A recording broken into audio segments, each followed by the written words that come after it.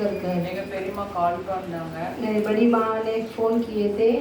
தேவனுடைய சித்தத்தின்படி ஆண்டவரை கொண்டு வந்து நிறுத்துவதற்காக நான் தேவனுக்கு நன்றி செலுத்துகிறேன். परमेश्वर की इच्छा के अनुसार परमेश्वर ने मुझे यहाँ पर खड़ा किया, धन्यवाद करती हूँ। வாய்ப்பு கொடுத்த பெரியம்மாக்கும் குடும்பத்தினருக்கும் நன்றி செலுத்துகிறேன். मौका दिया हुआ मामा को, अम्मा को और परिवार को धन्यवाद कहती हूँ। हम प्रार्थना करेंगे। சியோன் வாசியே தளராதே, அழைத்தவர் என்றும் உண்மையுள்ளவர். சியோன் வாசியே தளராதே, அழைத்தவர் என்றும் உண்மையுள்ளவர். அன்பின் தேவன் மறக்க மாட்டார், அன்பின் தேவன் மறக்க மாட்டார். ஆறுதலாயிட்டு நிரப்பிடுவார், ஆறுதலாயிட்டு நிரப்பிடுவார்.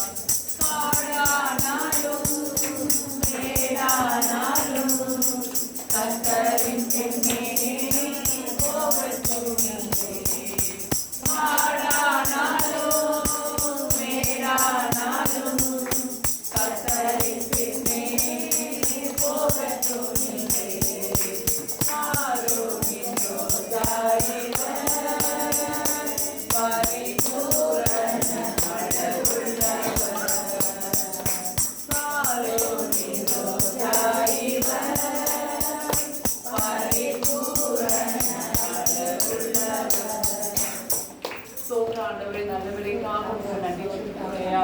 स्तुति हो परमेश्वर, इस अच्छे से समय के लिए आपको धन्यवाद करती हूँ। பேசுறது நீங்கள் அல்ல, உங்கள் பிதாவின் ஆவியானவர். बातें करने वाले तुम नहीं है, आपके पिता की आत्मा है। நான் குறைவுள்ளவர் ஆண்டவரே. परमेश्वर में कमी कटी की என் हूँ। குற்றங்கள் குறைகளை மன்னித்து நீர் பேச போறதற்காக मेरे गुनाहों को, मेरे सभी पापों को क्षमा कर कर आप बातें कीजिए। நிறைவான வரும்போது குறைவானதெல்லாம் ஒழிந்து போயிடும். भरपूरी आने के समय पर सभी कभी हाथ बात चली जाएगी। நீர் என்னை மறைத்து நீர் பேச போறதற்காக ஸ்தோத்திரம். मुझे छुपा कर आप बातें करने वाले सबको धन्यवाद देती தேவனுடைய हूँ। வார்த்தை வல்லமை உள்ளது ஆண்டவரே. परमेश्वर के वचन बहुत सामर्थ्य அது है, ஆவியாய் ஜீவனாயும் இருக்கிறது. वो आत्मा और जीवन है। परमेश्वर எங்களுக்கு ஜீவன் நீங்க தான் ஆண்டவரே. हमारे लिए जीवन आप ही है। எங்களோட பேசும். हमारे से बातें எங்க कीजिए, ஒவ்வொரு இதயத்தின் கண்களை திறந்தருளும். हमारे हर एक लोगों की हृदय को खोल ஒரு दीजिए, மனதின் ஆவியினால் நிரப்புங்கப்பா. हमारे एक मन से भर दीजिए। இயேசுவின் மூலம் ஜெபமிக்கிற நல்ல பிதாவே. यीशु मसीह के नाम से मांगते हैं अच्छे पिता, आमीन। हालेलुया. हालेलुया। எல்லாரையும் ஆண்டு சாட்சியா நிறுத்தியிருக்காரு. सभी लोगों को परमेश्वर गवाही के रूप में खड़ा இந்த किया है। வருஷம் முழுவதும் ஆச்சரியமாய் நடத்தியிருக்கிறார். इस साल पूरा परमेश्वर बहुत आश्चर्य रूप से चला நிறைய है। பேர் சாட்சி சொன்னீங்க. बहुत सारे लोग गवाही बोले थे। எல்லாரையும் ஆண்டு சாட்சி வைத்திருக்கார். सभी लोगों को परमेश्वर गवाही के रूप में रखा है। हालेलुया। ஒவ்வொரு நாள் போஷித்து காப்பாற்றுகிறார். हर एक लोगों को भोजन देकर आप सुरक्षित रखे வெளியில थे। போகும்போது வரும்போது நம்மளை பாதுகாக்கிறார். आने में जाने में परमेश्वर हमें सुरक्षित रखे थे। எவ்வளவு அன்பான தேவன் நமக்கு இருக்கிறார். कितना प्रेम भरा हुआ परमेश्वर हमारे लिए है। சுகம் கொடுத்தால் மட்டுமல்ல, சுகம் இனி கொடுக்கட்டாலும் அவருக்கு நன்றி. चंगाई दिया सिर्फ नहीं, चंगाई नहीं दिया तो भी परमेश्वर को धन्यवाद। அதற்கு தான் ஆண்டவர் அழைத்தார். इसीलिए ही परमेश्वर हमें बुलाए। பலவீனத்திலும் பவுல் அப்போஸ்தலர் நன்றியுள்ளவரா இருந்தார். निर्बल में भी परमेश्वर पौलुस बहुत परमेश्वर के लिए धन्यवाद। அவ்வளவு நன்மைகள் ஆண்டவர் நம்ம வாழ்க்கையில செய்திருக்கிறார். हम इतना भलाई परमेश्वर हमारे जीवन में किए। நம்ம எல்லாரும் நன்மை செய்தா மட்டும் நன்றி இல்ல, தீமையை நம்ம பெற்றுக்கொண்டாலும் நம்ம நன்றி சொல்லணும். हम भलाई पाए सिर्फ नहीं, बुराई पाएंगे तो भी परमेश्वर को धन्यवाद करना चाहिए। நான் காலையில ஜெபிக்கும் போது ஆண்டவர் வார்த்தை கொடுத்தார். जो सुबह में प्रार्थना करने के समय पर परमेश्वर ने सब நான் அந்த வசனம் பேசிக்கலாம். बहुत समय हमें ये वचनों को बात ஆண்டவர் எனக்கு சொன்னதுனால நான் சொல்றேன். फिर से परमेश्वर ने इस वचन को याद दिलाया, इसलिए कहता हूं சமாதானத்தை குறித்து பேசும்படியா, शांति के द्वारा बात करने के लिए कहती हूँ। யாருக்கு சமாதானம் உண்டு? किसके लिए शांति है? வேதத்துல என்ன எழுதிருக்கு? शास्त्र पर क्या लिखा है? எங்க வீட்டுக்கு வந்திருக்கவங்களுக்கு தெரியும். मेरे घर पर लिखा आए थे तो ஷேர் பண்ணேன். मैंने शेयर किया था। யாருக்கு சமாதானம் உண்டு? किसके लिए शांति है? யாருக்கு சமாதானம்? किसके लिए शांति है? வேதத்திலே வெரி குட்.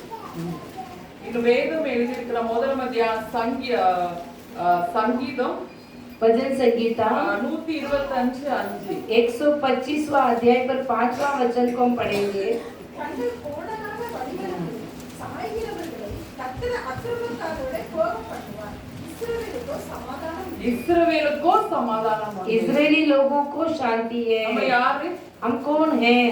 இஸ்ரவேல் என்றால் ரட்சிக்கப்பட்ட ஜனம். इजरायली बोलेंगे तो उद्धार पाए हुए लोग So, हैं। ரட்சிக்கப்பட்ட நமக்கு என்ன இருக்கா? उद्धार पाए हुए हमें क्या है? शांति है। எல்லாருக்கும் சமாதானம் இருக்கா? सभी को शांति है क्या? ஆண்டவருக்கும் உங்கள் உறவு சீரா இருக்கிறதா? परमेश्वर को और हमारे लिए एक बंधन कैसी है? சமாதானம் என்ன? शांति बोलेगा तो क्या है? அவருக்கும் நமக்குள்ள உறவு எப்படி இருக்கும்? उनका परमेश्वर का और हमारा कैसा रिश्ता है? கனெக்ட்ல இருக்கும். हमारे रिश्ता कैसे रहेगी? எப்படி கரண்ட்ல கனெக்ஷன் ஆகுனாதான் ஃபேன் ஓடும். करंट में कनेक्शन रहेगा तो ही वो फैन चलती है। எல்லாம் அப்பதான் ஆன் ஆகும். तब ये सब स्विच ऑन होती है। So, நமக்கும் ஆண்டவருக்குள்ள ரிலேஷன்ஷிப், हमारा और परमेश्वर की बंधन, அதுதான் சமாதானம். वही शांति। நம்ம கண்ணை மூடும் பொழுது நம்ம அவரை நோக்கி பார்க்கும்போது இருள் நம்மை தடுக்க கூடாது. हम आंखें बंद कर उनके और देखने के समय पर अंधेरा नहीं चाहना வேதம் चाहिए। இருக்கிற பாவம் அவட முகத்தை மறைக்கிறது. शास्त्र लिखा है कि पाप उनका चेहरा को ढांपती है। So, சமாதானம் கொடுக்கிற தேவன். शांति को देने वाला परमेश्वर। எவ்வளவு பிரச்சனை வந்தாலும், कितना समस्या आएगी तो भी, எவ்வளவு விதமான போராட்டம் कितना இருந்தாலும், लड़ाई आएगी तो भी, அவருக்கும் நமக்குள்ள உறவு முறியவே கூடாது. उनका और हमारा रिश्ता तोड़ना नहीं चाहिए। அதான் சமாதானம். वही शांति है कर कहते हैं। யாருக்கு சமாதானம் இல்லை? किसके लिए शांति नहीं है? யாருக்கு இல்லை? किसके लिए शांति नहीं है? துன்மார்க்கனுக்கு இல்லை என்று வேதம் எழுதியிருக்கிறது. दुष्ट लोगों को शांति नहीं है कर लिखा है। ஏசாயா 57:21 பார்க்கிறோம். यशायाह के पुस्तक 57:21 पर है। சமாதானம் இல்லை என்று என் தேவன் சொல்லுகிறார். ஆமென். துன்மார்க்கனுக்கு என்னலையா? சமாதானம் दुष्ट இல்லை. लोगों को शांति नहीं है। துன்மார்க்கன்னா யாரு? दुष्ट बोलेगा तो कौन है? துன்மார்க்கன்னா दुष्ट बोलेगा तो कौन है? யாரு? बोलिए दुष्ट कौन है? தேவன் அறியாதது இல்ல. சங்கீதம் 50ல போட்டு சிற்சியை பகைத்து என் வார்த்தை பின்னாக எரிக்கிறவன் தான் துன்மார்க்கன். जो वचन को कबूल नहीं करता है वही दुष्ट मनुष्य कर வேதத்தை வாசிப்பான், எல்லாம் பண்ணுவான், ஆனா வேதத்தின்படி நடக்காதவர்கள் துன்மார்க்கன். शास्त्र को पढ़ते हैं, सब कुछ सुनते हैं, मगर शास्त्र के अनुसार नहीं जीते हैं, वही दुष्ट சிற்சை है। வரும்போது வேதத்தை தூக்கி வீசிட்டார்னா எனக்கு நான் நம்பாதது தேவன். एक दंड आती तो शास्त्र को फेंक देते हैं और उन्हें भरोसा नहीं करते வேதம் हैं। அழகா சங்கீதம் 50 எழுதி வீட்டுல போய் வாசிச்சு பாருங்க. शास्त्र भजन संगीता 50 में अच्छे तरह से लिखा है। சகோதரிக்கு விரோதமாய் பேசுகிறவன் எழுதியிருக்குது. जो भाई के विरोध बात करने वाला। ரோமன் எடுத்துக்கொள்ளுங்க. ரோமர் 3ஆம் அதிகாரம் रोमर की पुस्तक 3रा अध्याय को ले लीजिए। 17ஆம் வசனம். 17वां वचन இல்ல 3ஆம் அதிகாரம் 17. 3:17 रोमियो की पुस्तक। சமாதான வழியை அவர்கள் அறியாதிருக்கிறார்கள். அவர்கள் கண்களுக்கு முன்பாக தெய்வ வழியில்லை என்று எழுதியிருக்கிறது. பாருங்க, அழகாக பவுல் அப்போஸ்தலன் எழுதியிருக்கிறார். अच्छी तरह से पौलुस ने लिखे हैं, சமாதான வழியை அவர்கள் அறியாதிருக்கிறார்கள். शांति के मार्ग को नहीं जानते அது हैं। முன்னாடி வாசனா இருக்க உணர்வுள்ளவன் இல்லை, जो महसूस भरा हुआ नहीं है, தேவனை தேடுகிறவன் இல்லை. जो परमेश्वर को ढूंढने वाला नहीं है। அவர்கள் எப்படி யார் சமாதான வழியை அறியாதிருக்கிறார்கள்? कौन है कुशल का मार्ग को नहीं जानता அது है। அழகா அவர்கள் நாவுகளால் வஞ்சனை செய்கிறார்கள். उनके होठों से ऐसे गंदगी करते அவர்கள் हैं। உதவியின் கீழே பாம்பின் விஷம் இருக்கிறது. उनके होठों के नीचे श्राप के विष है। அவர்கள் வாய் சபிப்பினாலும் கசப்பினாலும் நிறைந்திருக்கிறது. उनके जो होठ है बहुत श्रापित और कड़वा அவர்கள் है। கண்களுக்கு முன்பாக தெய்வ பயம் இல்லை. उनके आंखों के नजरों में ऐसा So, இப்படிப்பட்ட இருந்தாலும் சமாதான வழியை அறிய முடியாது. परमेश्वर को नहीं जानते, इसी तरह रहेंगे तो वो शांति को मार्ग को नहीं देखते हैं। பாருங்க, வாய் சபிப்பினாலும் கசப்பினாலும் நிறைந்திருக்கிறது. होठ ऐसे श्राप से और कड़वा से भरा हुआ है। எல்லாருக்கும் யாக்கோபுல அழகா எழுதியிருப்பாரு. याकूब में अच्छी तरह से लिखा हुआ है, வாயிலிருந்து ஒரே வாயிலிருந்து என்னதான் சபித்தலும் துதித்தலும் வராது. होठों के से श्राप देना और स्तुति करना दोनों भी नहीं आती है। என்னது ஒரே வாய் அழகா எழுதியிருக்கார். நல்ல மரம் நல்ல கனி தான் கொடுக்கும். ये अच्छी तरह से लिखिए, अच्छा पेड़ अच्छा फल देगा, கெட்ட மரம் கெட்ட கனியை கொடுக்கும். जो बुरा पेड़ बुरा फल देगा। சோ நம்ம எப்படி இருக்கிறோம்? हम कैसे है, நம்ம வாய் எப்படி இருக்கு? हमारे होठ कैसी है, கசப்புனால இருக்குதா? हम कड़वापन से बातें करते இதயத்துல हैं, கசப்பு இருக்கா? हमारे हृदय में कड़वापन है क्या? இதயத்துல காண்டவர் சொல்றார், அந்த இருந்தா நீங்க பொய் சொல்லாதீர்கள். யாக்கோபு 3 அதிகாரத்துல ऐसे बोलेंगे तो आप हृदय में ऐसा मत रहना करके बोला है। தன் பகையை மறைக்கிறவன் யாரு? பொய் உதடு. अपने दुश्मनों को ऐसा छुपाने वाला कौन है? झूठा है। இதயத்துல கசப்பு வச்சுட்டு பேசுவாங்க. हृदय में कड़वापन रखकर बातें करते हैं। மன்னிச்சுட்டேன் அப்படின்னு சொல்லுவாங்க, மனப்பூர்வமாய் மன்னிக்க மாட்டாங்க. माफ किए हूँ करके बोलेंगे मगर पूरी तरह से नहीं करेंगे। இவர்கள் சமாதான வழியை அறியாது இருக்கிறார்கள். ये लोग कुशल के मार्ग को नहीं जानते हैं। கல்வாரி அன்புனா என்ன? क्रूस के प्रेम बोलेगा तो क्या கல்வாரி है? அன்பு என்ன? क्रूस का प्रेम क्या है? எல்லாரும் வழி விலகி ஏகமாய் கெட்டு போனார்கள். सभी लोग मार्ग भटक गए थे। அவர் நம்மை நேசிச்சு பூமிக்கு இறங்கி வந்து நமக்காக கல்வாரி சிலுவையிலே ரத்தத்தை சிந்தினார். वो हमारे लिए क्रूस पर जान देकर हमारे लिए प्रेम जताए थे। அந்த கல்வாரின் அன்பு என்ன? वो क्रूस के प्रेम क्या है? அவரை காரி துப்புனவங்க மன்னிச்சாரு. उन्हें थूकने वाले को भी परमेश्वर ने அவரை क्षमा किया, கன்னத்துல அரைஞ்சாங்க. उन्हें थप्पड़ दिया, उन्हें भी क्षमा அவரை किया, பரியாசம் பண்ணாங்க. उन्हें तत्था उड़ाए थे, उन्हें भी क्षमा அவருக்கு किए थे। விரோதமா என்னெல்லாம் பண்ணவங்க எல்லாம் செஞ்சாங்க. उनके विरोध क्या क्या किए वो सभी लोगों को परमेश्वर ने क्षमा ஆனா किए थे। சிலுவையில என்ன சொன்னாரா? लेकिन क्रूस पर क्या बोले थे? ரத்தம் சிந்த சிந்த लहू बहाने के समय पर பிதாவே இவர்களே மன்னியும். पिता इन्हें क्षमा करो कर कर நம்மளால कहते। சொல்ல முடியுமா? हम कह सकेंगे क्या?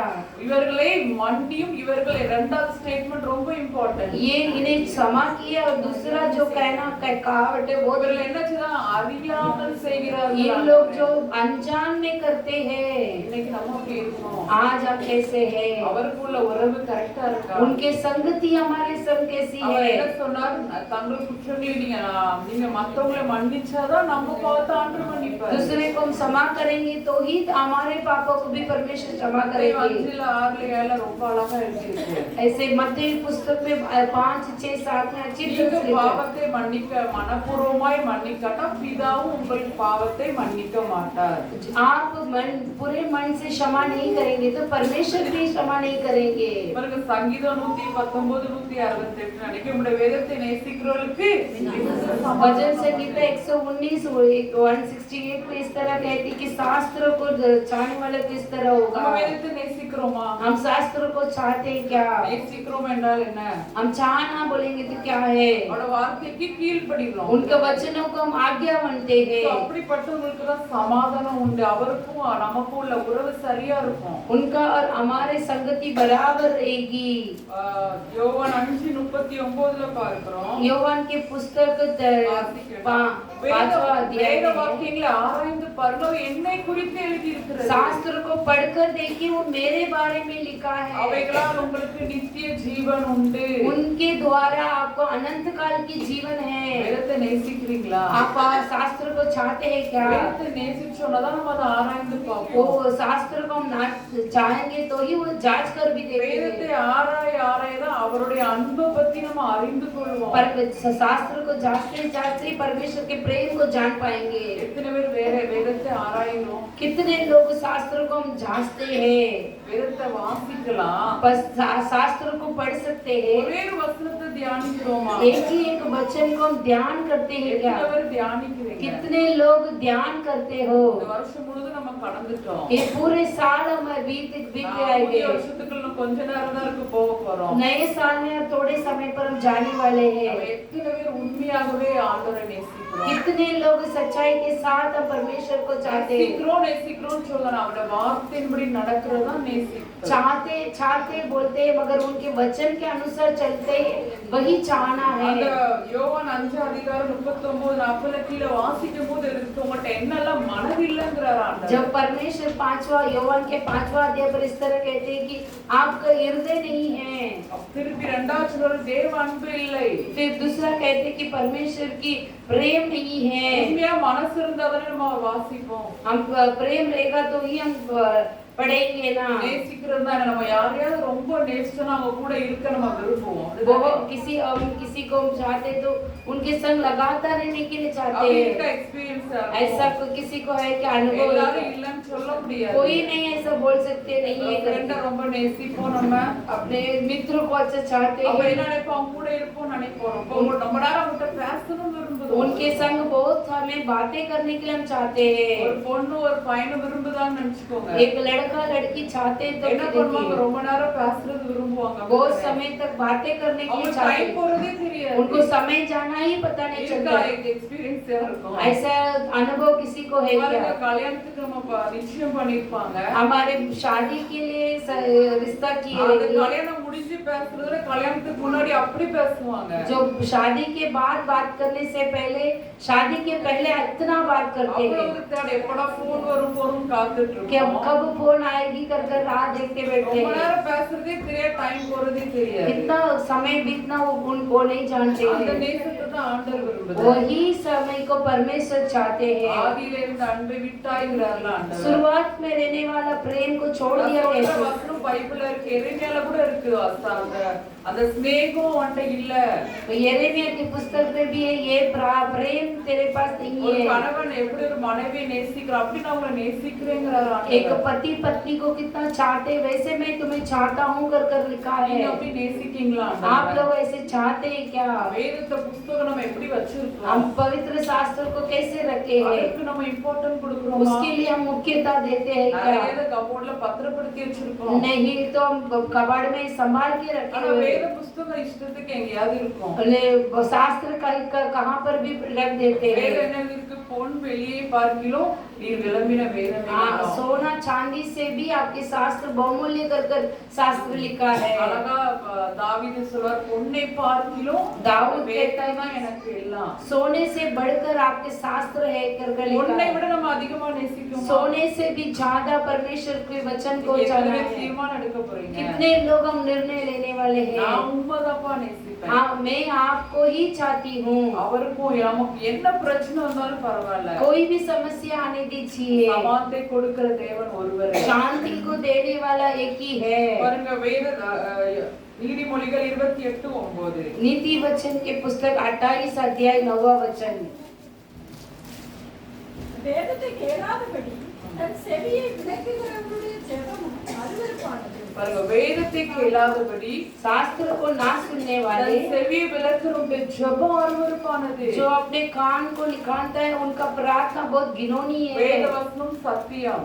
शास्त्र बहुत सत्य है। வேதத்தின்படி நடக்காம जो शास्त्र के अनुसार नहीं चलता है, கணக்குல நம்ம ஜெபிச்சாலும் வேஸ்ட் தான். हम बहुत घंटे भर हम प्रार्थना करेंगे ஆண்டவர் तो சொல்றாரு, व्यर्थ है। ஜெபம் வந்து அருவருப்பானது.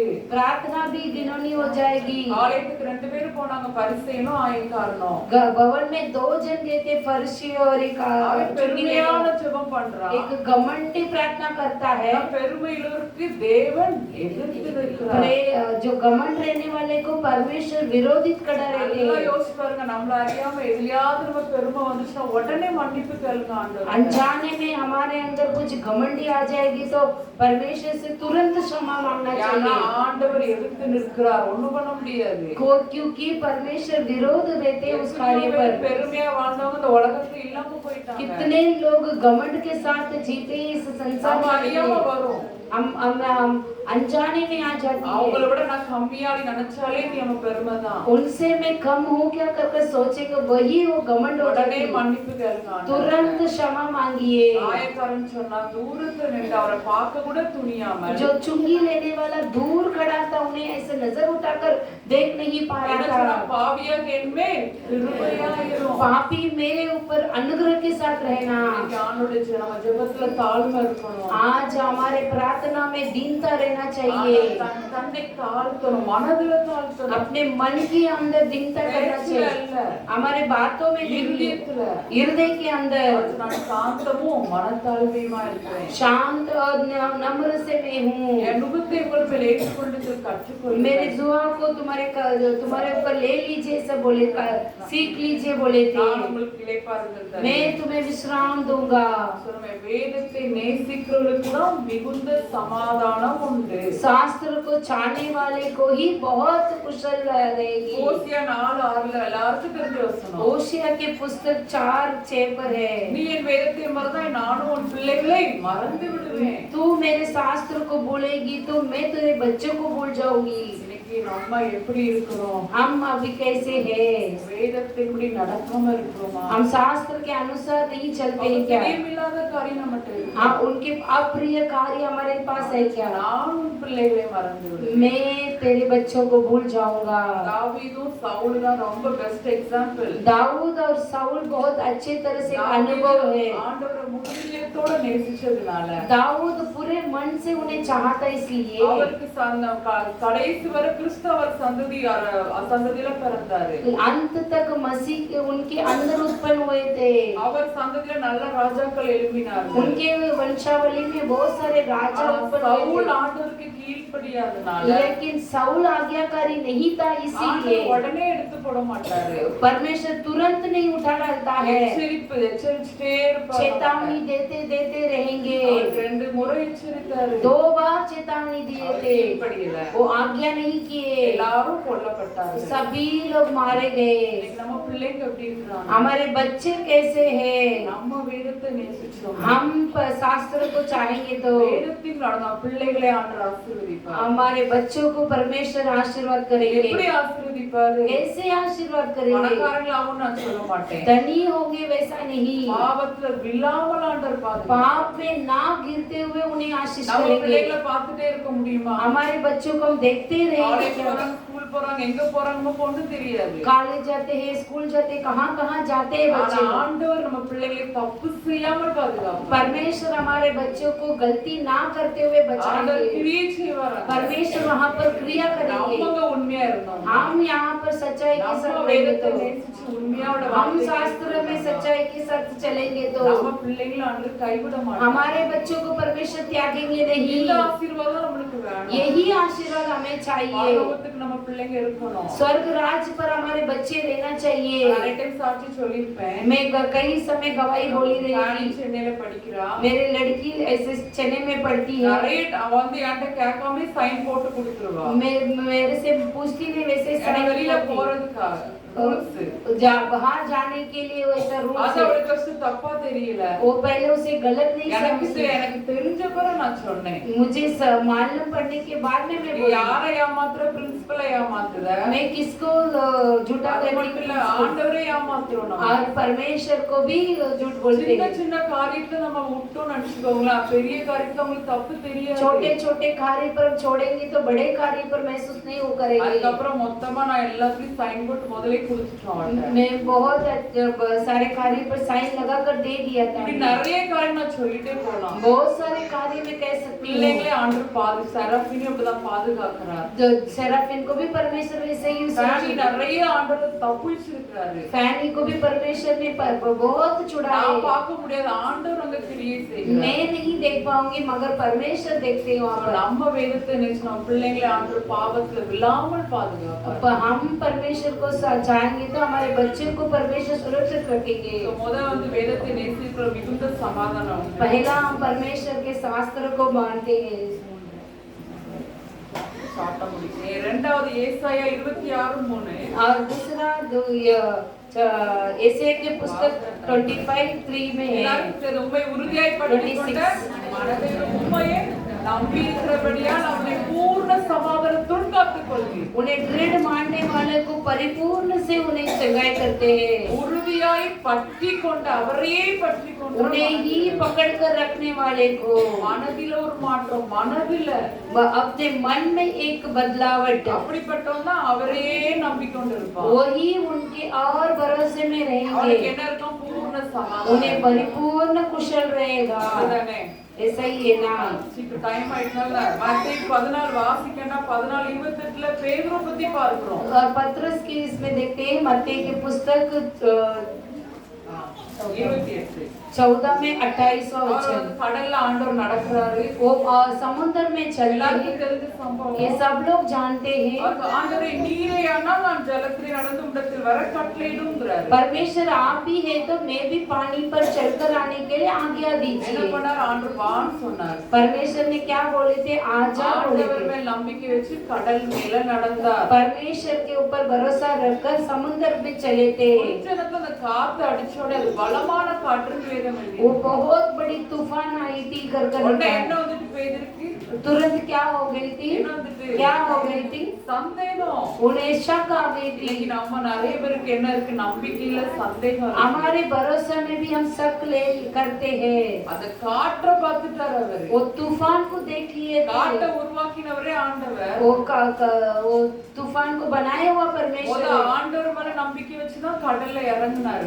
परमेश्वर के भरोसा रखकर ही समुद्र पर चले थे। அந்த பலத்த கடுங்காற்று அடித்து உடனே சந்தேகப்பட்டார். वो तूफान आते ही वो संदेह हो गया था। ஐயோ நான் அமிழ்ந்து போகிறேன். हाय मैं मर मिट रहा हूँ।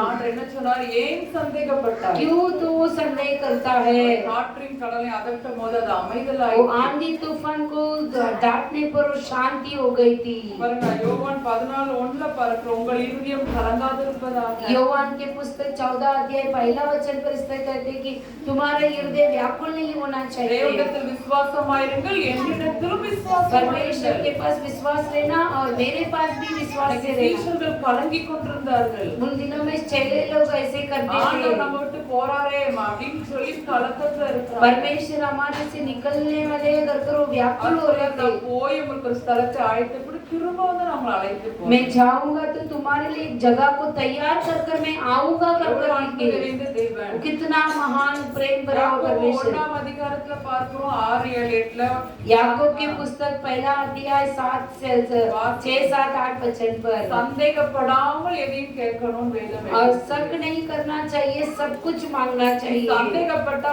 ஒன்றையும் அவரிடத்தில் பெற்றுக்கொள்ள முடியாது. हम शक हो जाएंगे तो किसी भी कार्य को हम नहीं पा पाएंगे। எவ்வளவு अன்பு நிறைந்த தேவன். कितना प्रेम भरा परमेश्वर, முழுமையா அவர் மேல் நம்பிக்கை வைங்க. पूरी तरह से उनके ऊपर एक யாருக்கு प्रेम। அந்த நம்பிக்கை வரும்? किसके लिए वो भरोसा आएगी? யாருக்கு வரும்? किसके लिए आएगी? உம்மை உறுதியாய் பற்றிக் கொண்டவன். तुम्हारे दृढ़ पकड़ने वाले, விடமாட்டேன் ஆண்டவரே உறுதியா அவரை तुम्हें பிடிக்கிறவன். नहीं छोड़ूंगा कर कर कहने वाले, அவன் மட்டும்தான் அவன் என்னதான் உண்மையே நம்பி இருக்கிறான். आपको ही भरोसा किए हैं। இதே மாதிரி பவுல் என்ன பண்ணார் தெரியுமா? वैसे ही पौलुस ने क्या किया था? அப்போஸ்தலர் 27ஆம் அதிகாரத்துல இருக்கு. अब प्रेरित की पुस्तक 27 पर है। அவர் ரோமாபுரிக்கு அவரை கொண்டு போறாங்க. रोमियो पे ऐसे लेकर जाते हैं।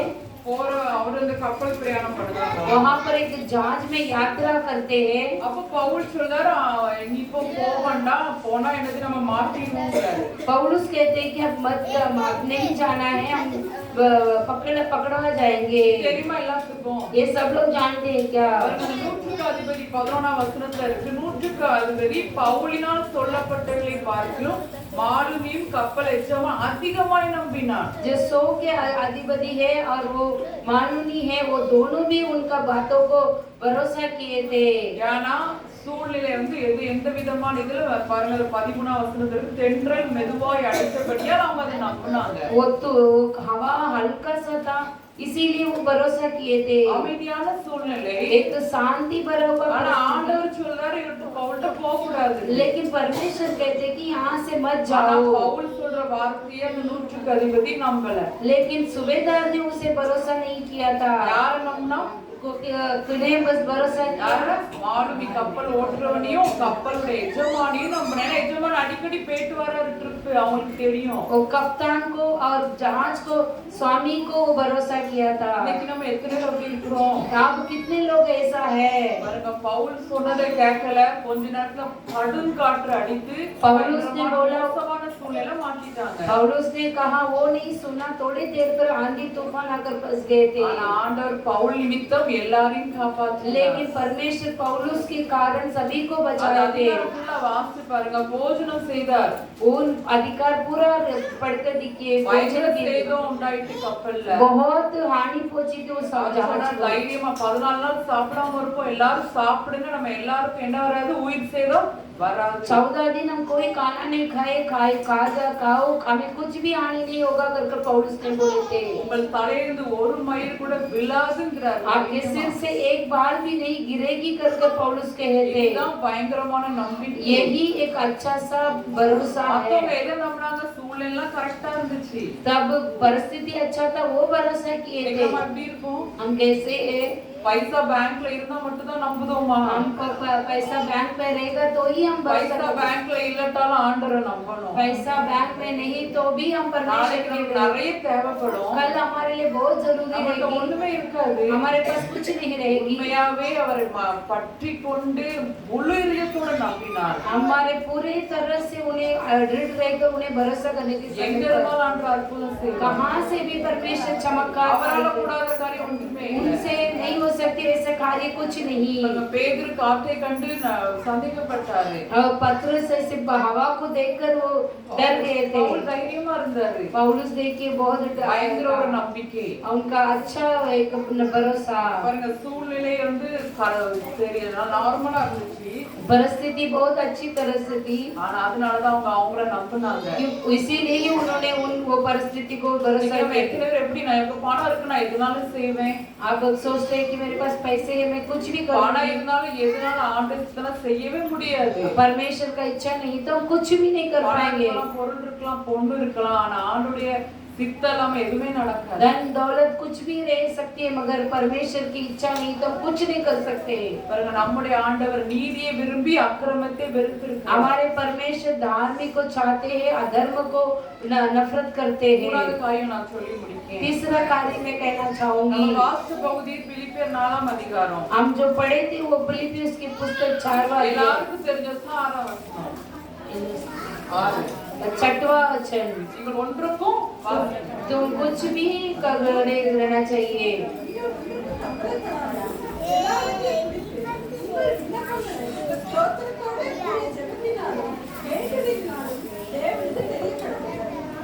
அப்போ எல்லாத்துக்கும் தேவ சமாதானம் உங்கள் இருதயங்கள் உங்கள் சிந்தைகளை கிறிஸ்து இயேசுவுக்குள்ளாக காத்துக்கொள்ளும்। ஹalleluya हालेलुया। தேவனுடைய சமாதானத்தை நமக்கு கொடுக்கிறார் परमेश्वर की शांति को हमें देते हैं। எப்போ கிடைக்கும் कब देते हैं? எதற்குமே கவலைப்படாம किसी की कार्यक्रम चिंता नहीं उठानी चाहिए। தேவனிடத்தில் எல்லா காரியத்தையும் சொல்லிட்டே இருக்கணும் தேவனுக்கு परमेश्वर से सब कुछ बताते रहना அதுவும் चाहिए நன்றியுள்ள இதயத்தோட ஸ்தோத்திரத்தோட और धन्यवाद के साथ स्तुति के साथ அது நல்லா தியானம் பண்ணி பாருங்க ஸ்தோத்திரத்தோட கூடி ஜெபத்தினாலும் வேணும் தேவனுக்கு தெரியப்படுது धन्यवाद के साथ परमेश्वर के समूह में उपस्थित किए जाओ। அப்பொழுது நமக்கு என்ன கிடைக்கும் तब क्या परमेश्वर की शांति மேலான எல்லா புத்திக்கும் மேலான सारे समझ से भी बढ़कर உங்கள் இருதயங்களும் உங்கள் சிந்தனைகளும் தேவ சமாதான ஆளுகை செய்யும். तुम्हारे हृदय और तुम्हारे विचारों को भी मसीहा शांति से भर देंगे। हालेलुया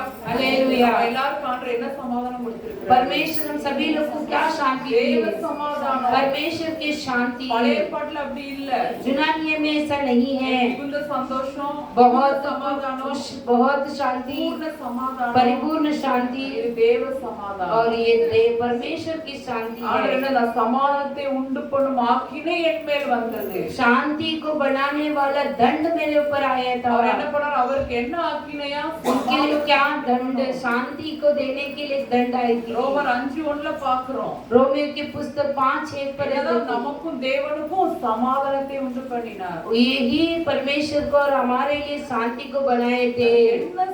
என்ன தேவ சமாதானம் वो क्या परमेश्वर की शांति। என்ன இழந்து போனாலும் அவ்வளவு சமாதானத்தை நம்ம இழக்க மாட்டோம் कुछ भी खोएंगे तो भी परमेश्वर हम शांति को नहीं खोएंगे। वही शांति தானே परमेश्वर जी निकलाए थे। அவருக்கு ஏதாவது குறை இருந்ததா उनके लिए कुछ कमी घटिया थी क्या? பாருங்க அவர் எல்லாரும் பரியாசம் பண்ணாங்க நிந்திச்சாங்க அவர் பார்த்த தேவனுடைய ஊழியத்தை அவர் என்ன சொல்றா அதை சொல்லி सभी लोग उन्हें तथा उड़ाए थे मजाक किए थे फिर भी परमेश्वर की इच्छा को पूरी तरह से परमेश्वर ने किए थे। அந்த சமாதானம் உங்களுக்கு உங்களுக்கு இருக்கா? वो शांति आप लोग के अंदर है பவுல் क्या? தான் பெஸ்ட் எக்ஸாம்பிள். पौलुस ही बहुत अच्छा अनुभव है। சிறைச்சாலையில அப்போஸ்தலர் 16:25ல பார்க்கிறோம். प्रेरित की पुस्तक 16:24 पर इस तरह देखते हैं। அவர் அடிச்சு அவர் ரத்தம் வடியுது காலெல்லாம் கட்டி போட்டுருக்கா. என்ன பண்ணாராம்? துதிச்சு பாடினார். उन्हें आप मारकर उन्हें बंदीगृह में हाथ पैर बांध दिए थे, फिर भी वो परमेश्वर की स्तुति किए थे। வேதம் எழுதியிருக்கிறது சந்தோஷமா இருக்கிறவன் பாட கடவன் இருக்கு. जो परमेश्वर शास्त्र कहते हैं कि खुशी के साथ रहने वाला गीत गाना चाहिए। சிறைச்சாலைக்குள்ள இருந்துகிட்டே நிறைய புக் எழுதினார் பவுல். जो बंदीगृह में रहकर ही बहुत सारे बुक्स लिखे थे। சந்தோஷமா இருங்கன்னு நான் உங்களுக்கு மறுபடியும் சொல்கிறேன்ங்கறாரு. खुशी से रहना कर फिर से நமக்கு ஒரு சின்ன கஷ்டம் வந்தாலே உடனே எனக்கு என்ன சந்தோஷம் இருக்கு சமாதானம் இருக்குங்கறோம். हमारे लिए छोटा कष्ट आ जाएगा तो भी हमें क्या खुशी है क्या है ऐसा बोलते हैं। உண்மையாவே தேவனுடைய சமாதானம் உங்களுக்கு இதெல்லாம் ஒரு கஷ்டமாவே தெரியாது. सच्ची में परमेश्वर की शांति रहेगी तो ये कुछ नहीं होगा। பவுல் 2 கொரிந்தியர் 11ல ஒரு பெரிய பட்டியல போடுறார். पौलुस दूसरे कोरिन्थियर 12 में बहुत बड़ा एक पटियाला இப்படி लिखा நம்ம है। பாடுபட்டிருப்போமான்னு யோசிச்சு பாருங்க. ऐसा एक समस्या हम पाए हैं क्या? देखिए 39 அடி அது 5 தடவை. 39 बार वो मार खाए थे, वो भी 5 அடி 39 मार खाए थे, 5 டைம்ஸ். वो भी 5 बार। விலாறுலாம் 3 தடவை அடிபட்டிருக்காரு. जो पट्टियों से ऐसे मार खाए थे 3 बार। ஒரு டைம் கல்லெறி உண்டிருக்காரு. एक बार पत्थरवा किए गए थे। கல்லெறிஞ்சவங்க செத்து போயிடுவாங்க அப்படிதானே? पत्थरवा करेंगे तो मर செத்து जाएंगे, போனா போட்டு போயிடுவாங்க. वो मर गए कर डालकर चले जाते हैं। 3 டைம் கப்பல் சேதத்துல இருந்தேங்க 3 டைம்ஸ். 3 बार जहाज में मैं बुरे परिस्थिति में ये ताकत लिखा பட்ட है। மனுஷன் என்ன சொன்னாரு? தேவ சமாதானத்தை பத்தி எழுதினார். इतना समस्या पाए हुए व्यक्ति क्या बोला है? परमेश्वर की शांति के बारे में। அப்படி இருக்கா உங்களுக்கு சமாதானம்? ऐसा है क्या आपका अंदर भी என்ன शांति? இழந்தாலும் कुछ भी खोए, என்ன கஷ்டம் வந்தாலும் कुछ भी कष्ट நம்மள आए, யாரு நிந்திச்சாலும் हमें कोई भी निंदा நம்மள करे, யாரு தூஷணமா பேசினாலும் हमें कोई भी तुच्छ माने तो ஆண்டவர் नहीं। பேசலையா? हम परमेश्वर को बातें नहीं किया क्या? பிசாசு பிடித்தவன் நாங்க शैतान को बोले थे ऐसे कई बातों को பத்தி बोले, கவலைப்படல. लेकिन परमेश्वर चिंता नहीं தப்ப होता है। மட்டும் சொல்லிட்டே போனாரா? उन्हें को वो ऐसे बोलते ही जाते थे। ரோமர் 8ஆம் அதிகாரத்தை பார்க்கிறோம். கிறிஸ்துவின் அன்பை விட்டு நம்மை பிரிப்பவன் யார்? रोमर की पुस्तक 8वां अध्याय पर इस तरह लिखा है कि मसीह के प्रेम से हमें कौन जुदा कर सकता பசியோ है? நாசமோ உபத்திரமோ வியாகுலமோ துன்பம் எதுவுமே நீ ஆண்டவரோட அன்பை விட்டு या भूखा या प्यासा कुछ भी हो, कुछ भी दुख हो, कोई भी हमें जुदा नहीं कर सकता அப்படி है। இருக்கா நீங்க? ऐसे है कि हम ஒருவேளை சாப்பாடு தான் ஆண்டவருக்கு ஸ்தோத்திரம் ஆண்டவரே. एक बार खाना नहीं मिलेगा तो भी परमेश्वर की स्तुति बोलना चाहिए। உங்களுக்கு ஐயோ என்ன ஆண்டவர் எனக்கு பண்ணிட்டாருன்னு சாதனா நம்ம சமாதானம் இல்லன்னு அர்த்தம். ऐसा कैसे कर दिए परमेश्वर? ऐसे बोलेंगे तो हमें शांति नहीं है। பவுலை போல எவ்வளவு ஒரு பாடு அவர் பட்டாரு. पौलुस कितना समस्या पाए थे। அவ்வளவு நிருபங்கள் எழுதியிருக்கிறாரு பைபிள்ல.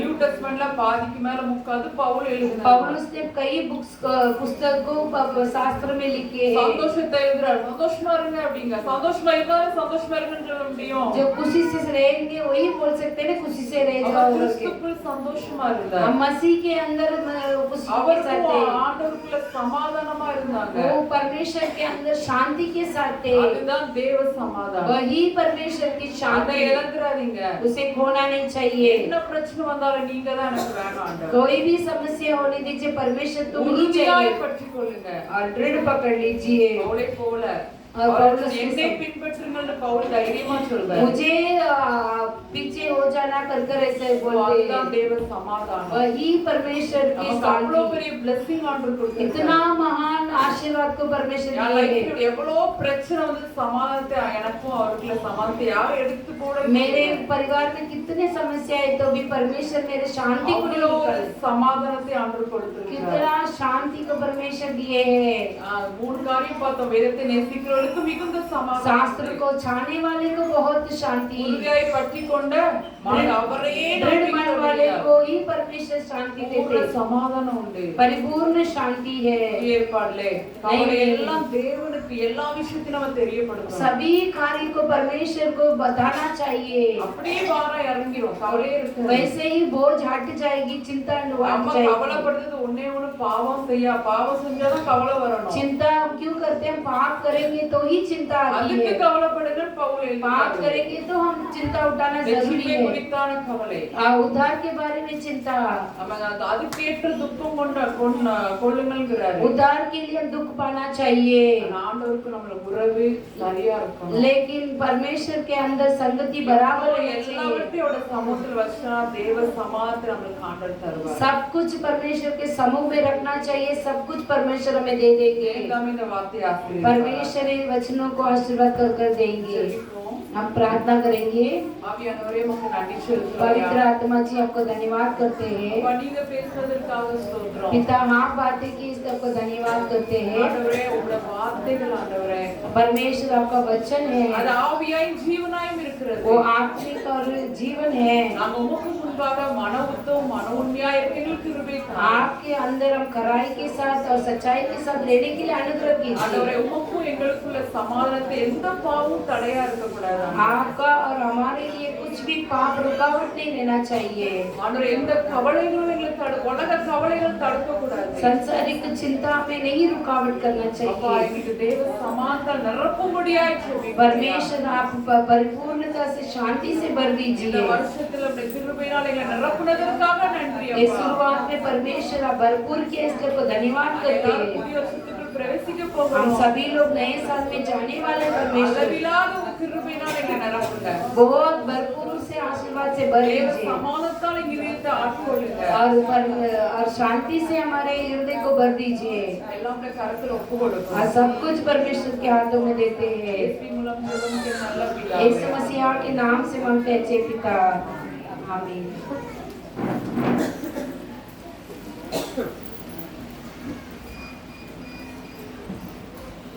ஒவ்வொரு ஜெபப்பிரேயர் முடியும் 2 பேர் இருந்துக்கோங்க. हर एक प्रेयर में 2 जन बैठ जाइए। ஏன்னா நம்ம நாளைக்கு ஆராதனையில பாட்டு படிக்க பெண்கள் அச்சேஷன் சார்பில். क्योंकि आज का जो न्यू ईयर सर्विस है उसमें 2 गाना गाना है सब लोग। புதிய வருஷத்தில் நம்ம பிரவேசிக்கப்படும். हम नए साल में जाने वाले हैं। நிறைய நம்ம தற்கொலைகளை பார்க்கிறோம். बहुत सारे लोग खुदकुशी करते हैं। ஏன் தற்கொலை பண்ணுதாங்க? क्यों खुदकुशी करते हैं?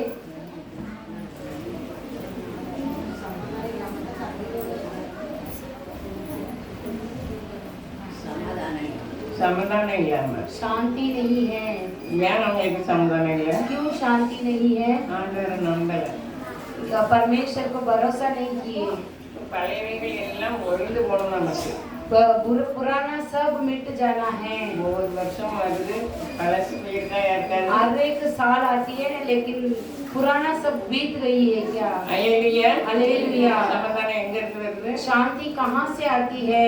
சிலுவையில் ரத்தம் சிந்தனை மூலமா சமாதானம் வருது. जो क्रूस पर लघु आया वहाँ से आ रही है। தேவனுக்கும் நமக்கும் சம்பந்தம் இல்லாமல் இருந்தோம், அவர் நமக்காக சமாதானத்தை உண்டு பண்ணும்படி அவரே ஒப்பு கொடுத்தார். परमेश्वर को हमारे लिए दोनों को रिश्ता नहीं था, फिर भी परमेश्वर अपने अपने को रिश्ते दिए हैं। நம்ம ஒவ்வொருவரும் கர்த்தருடைய பிள்ளையாக ஆமா. இஸ்ரவேலுக்கு சமாதானம். हर एक लोग परमेश्वर के लोग हैं, इजरायली लोग हैं। வேதத்தை நேசிக்கிறவர்களுக்கோ शास्त्र को चाहने वाले को சொல்லுங்க, आप बोलिए மிகுந்த சமாதானம் உண்டு. बहुत शांति मिलेगी அவர்களுக்கு उनके लिए கர்த்தர் சொல்றாங்க, இடரல் இல்லை. उनके लिए टकराना नहीं है। அவர் தம்மை உறுதியாய் பற்றி கொண்ட மனதை உடையவன். अपने दृढ़ मन से पाने वाले அவர்களே நம்ம நம்பிக்கை வைக்கிறதுனால ஒவ்வொரு சமாதானத்துடன் उनके अंदर पूरी तरह से भरोसा करते, इसलिए பார்த்துக் கொள்வார். वो हमें सुरक्षित रखेंगे। சமாதானம் இல்லாதனால தான் கவலை வருது. शांति नहीं है इसीलिए हमें चिंता आती है। சமாதானம் இல்லாதனால தான் பிரச்சனையே வருது. शांति नहीं है इसीलिए हमें समस्या आती है முறுமுறுப்பு வருது. और गुड़गुड़ाना आती है। முறுமுறுப்பு இருந்தா நம்ம ஒரு நாள் ஆசீர்வாதத்தை பெற முடியாது. हम गुड़गुड़ाते रहेंगे तो हम आशीर्वाद को नहीं पाएंगे। நான் அடிக்கடி உங்களுக்கு சொல்றேன், हम लगातार ऐसे कहते हैं। நீதிமொழிகள் 13:18 नीति वचन के 13 और 19 में और वो कोई बोल सकते हैं क्या? भलाई के सोचने वाले को बुराई नहीं है।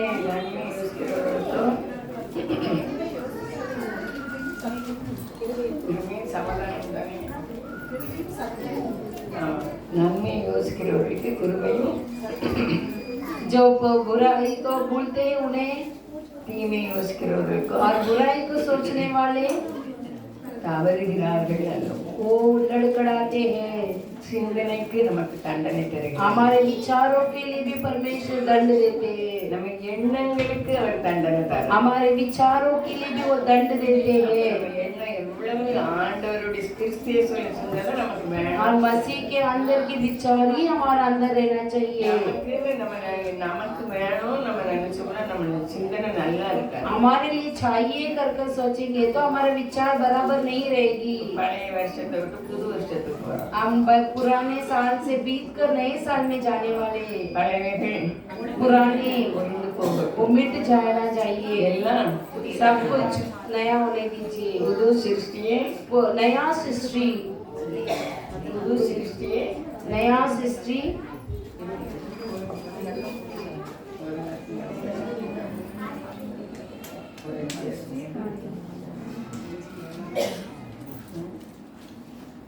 பழையவைகள் ஒழிந்து போகும். எல்லாம்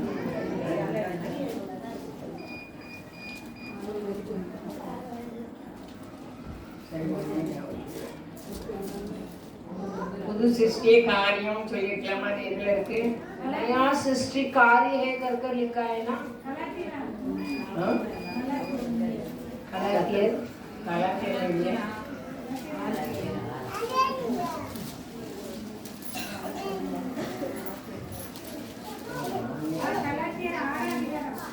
गलातियर के पुस्तक 6वां अध्याय அதுல என்ன இருக்கு? புது சிருஷ்டியாக கிறிஸ்து இயேசுவுக்குள் விருத்த சேதனம் ஒன்றுமில்லை. விருத்த சேதனம் இல்லாமல் ஒன்றுமில்லை. புது சிருஷ்டியே காரியம். 6:13 நான் பேச மறந்துட்டேன். அல்லேலூயா. हालेलुया।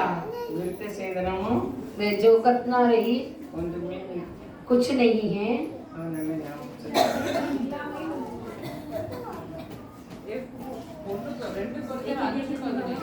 அதுவும் நீ என்னமா சொன்ன? கலாத்தியர் 6:15 गलाती के पुस्तक 6वां अध्याय 15 वचन। கிறிஸ்து இயேசுவுக்குள் விருத்த சேதனமும் ஒன்றுமில்லை, விருத்த சேதனம் இல்லாமையும் ஒன்றுமில்லை, புது சிருஷ்டியே कतना और ना कतना रहित कुछ नहीं है, नया सृष्टि ही कार्य है। புது சிருஷ்டினா நெய் ஆண்டவரை சிருஷ்டி. போல, ஆண்டவரை போல. परमेश्वर के समान। நீ சொன்ன 2 கொரிந்தியர் 5:17 और दूसरे कोरिन्थी की पुस्तक 5:17 இப்படி இருக்க ஒருவன் கிறிஸ்துவுக்குள் இருந்தால் बुद्धू सृष्टि है। 5:17 पे दूसरा कोरिन्थी की पुस्तक पर நம்ம ஒவ்வொரு வருஷமும் हम नए हर एक साल நம்ம में கிறிஸ்துவுக்குள்ளே இல்ல.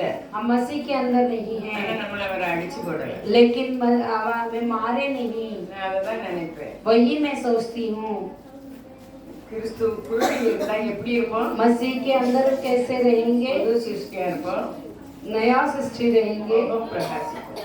और अपना चेहरा प्रकाशित रहेगी। நம்ம அந்த ஆண்டவரே உம்மை போல என்னை மாற்றினு நம்ம ஒவ்வொரு நாளும் ஜெபம் பண்ணுவோம். आपके सम्मान में बात बदलिए कर मैं प्रार्थना करती हूँ। புதிய வருஷத்துல நம்ம உலக தோற்றத்துக்கு முன்னாலே நம்ம எதுக்கு சிருஷ்டித்தாரா? நற்கிரியைகளை செய்வதற்காக. शुरुआत से ही परमेश्वर हमें इसलिए उत्पन्न किया अच्छे कार्य करने के लिए। நான் எப்போதும் ஆரம்பம் தெரியும். புது வருஷ வாக்குத்தத்தம் नए साल के वायदा மத்தேயு 5:14. मत्ती की पुस्तक 5वां अध्याय 14 वचन। எங்கள் உலகத்துக்கு तुम लोग पर संसार के लिए ज्योति है இருக்கிற பட்டணம் और शहर पहाड़ में रहने वाला शहर।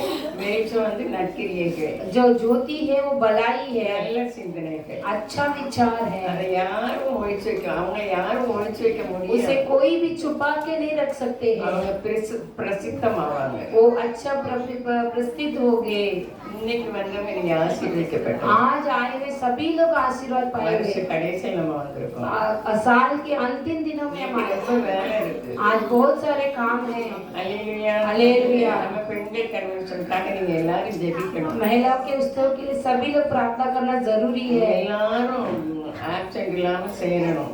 सभी लोग अच्छे तरह से सभी आराधना में आना चाहिए। நம்ம ஒவ்வொரு நாளும் வசனம் கேட்கணும். हर एक दिन हम वचन सुनते हैं। வசனத்தின்படி நடக்கணும். சமயம் போயிட்டு हम वचन के अनुसार चलना है। ஏன்னா வேதத்தை புத்திமதிகளை அசட்டை பண்ணுகிறவன் जब बुद्धि को तुच्छ मानने वाला தரித்திரத்தை லட்சியம் அடைவான். और दरिद्र को लज्जा पाता है। அப்போ கடிந்து கொள்வதை கவனித்து நடக்கிறவனோ கனமடைவான். डांटना को अच्छे से देखता है तो वो अच्छा होगा। இதுதான் சமாதானம். यही शांति है। புத்திமதிகளை நம்ம யாருக்கும் சொன்னோம்னா அவங்க சண்டைக்கு வருவாங்க. हम बुद्धि ऐसे समझाते तो किसी को समझाते तो वो झगड़े करने आ जाते हैं। நம்ம அடுத்தவங்க புத்தி சொல்றது ஒண்ணும் இல்ல. दूसरे को हम समझाने के लिए कुछ नहीं है। நீதிமொழிகள் பேஸ் வந்துட்டேன். नीति वचन में ऐसा लिखा है। கரெக்டா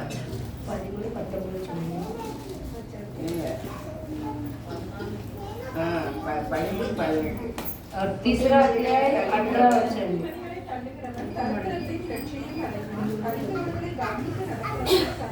நமக்கு தரித்திரம் லட்சியம்லாம் வந்துட்டு அவங்களால வந்துட்டு இவங்களால வந்துட்டு நம்ம நினைக்கிறோம். हम दरिद्र हो गए ऐसे इनकी वजह से उनकी वजह से सोचते, ऐसा नहीं। அவங்களால வந்திருக்கலாம், ஆனா நம்ம புத்திமதியை நம்ம காத்துக்கொள்ளல. उनसे आ सकती है मगर हमारे समझौता को हम कैसे रखते हैं। இன்னொரு வசனம் சொன்னேனே, நன்மையை யோசிக்கிறவர்களுக்கு என்ன பேசு இல்ல வசனம் பேசு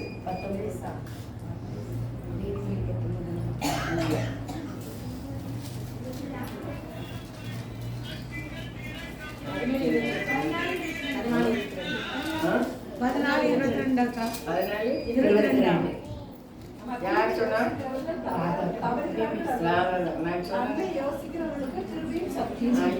நான் ரெண்டு வசனம் உங்களுக்கு சொல்லியிருக்கேன். मैं 2 वचन कहती हूँ, அடிக்கடி நான் சொல்லியிருக்கேன். मैं लगातार कहती हूँ, ஆனா நான் பேச எனக்கு மறந்துட்டேன். लेकिन मैं जगह को भूल गई थी। தீமையை யோசிக்கிறவர்கள் जो बुरा को युक्ति करते இருக்கிறார்கள் அல்லவோ, युक्त निकलते हैं। நன்மையை யோசிக்கிறவர்களுக்கு और धर्म को चाहने वाले சத்தியமும் और जो सत्य और गरा का व्यवहार करते हैं।